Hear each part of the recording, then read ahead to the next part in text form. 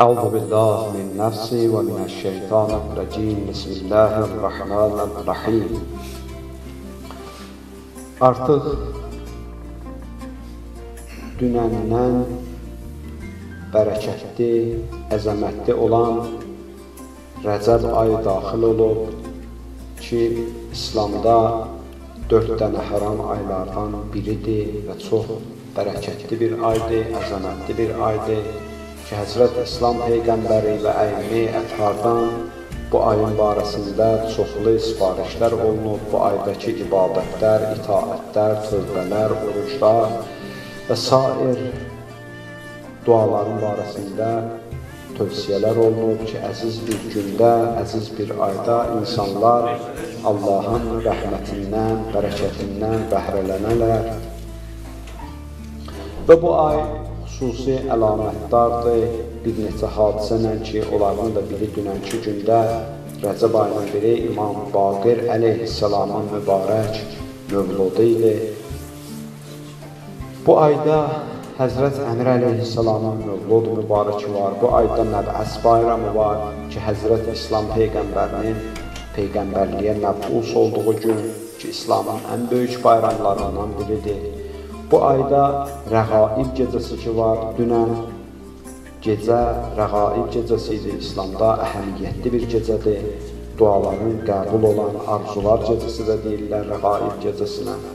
Bu ayda Əyyam-ül Bəyz var ki, bu ayın Rəcəb ayının ortalarına təsadüf edir, 13, 14 və 15-i ağ günlər deyə xüsusi bir günlərdə xüsusi bir əməlləri var ki, inşallah onlara da gələcəkdə toxunarıq o günlərin əməlləri və əzəməti barəsində söhbətlər olunar.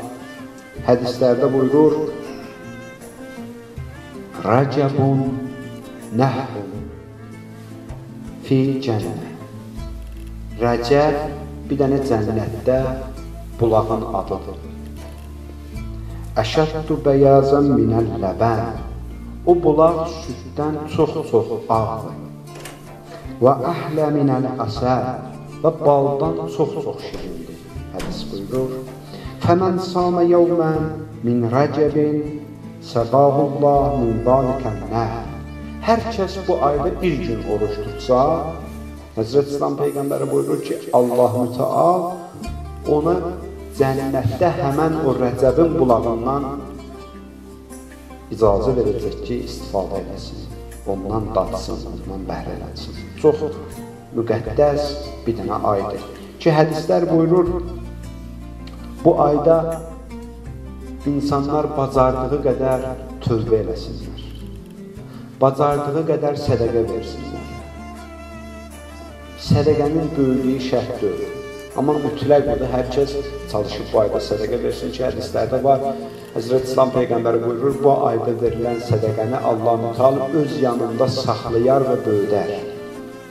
Siz gəlib qiyamət günü görərsiniz ki, sizin o kiçik bir sədəqəniz böyük bir dağ boyda olub.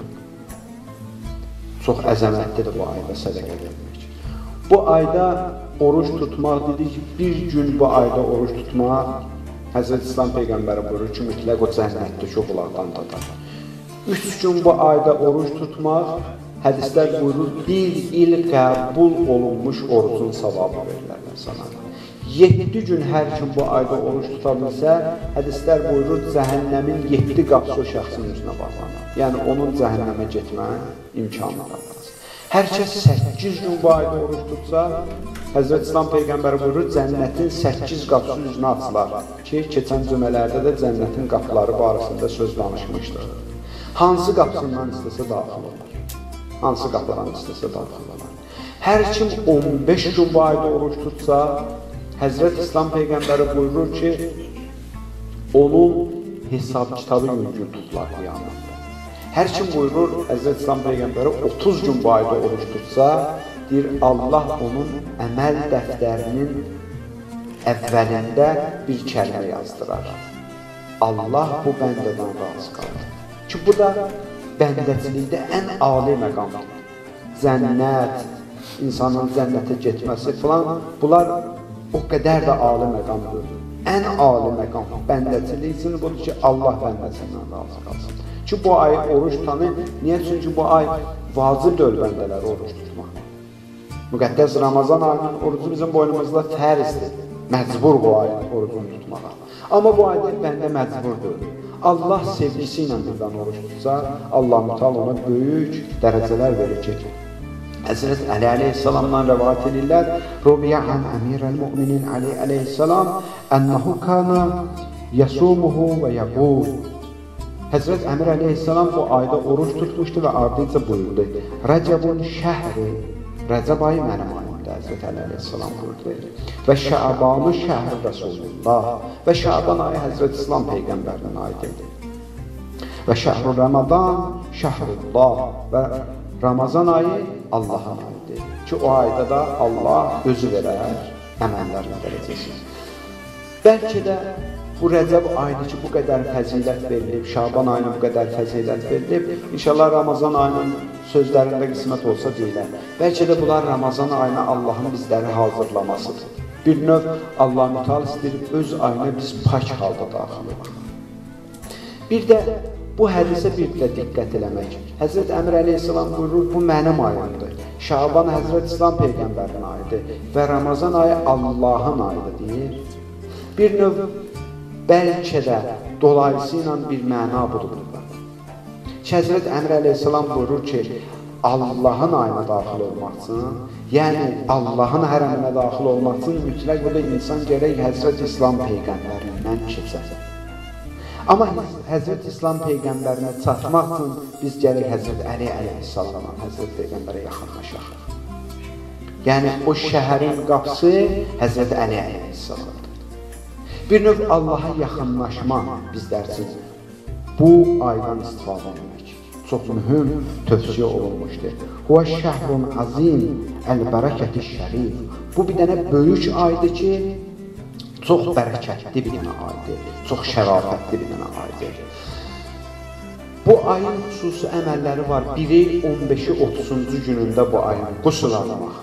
Deyir, anadan olmuş insan kimi, yəni bütün günahları tökülər.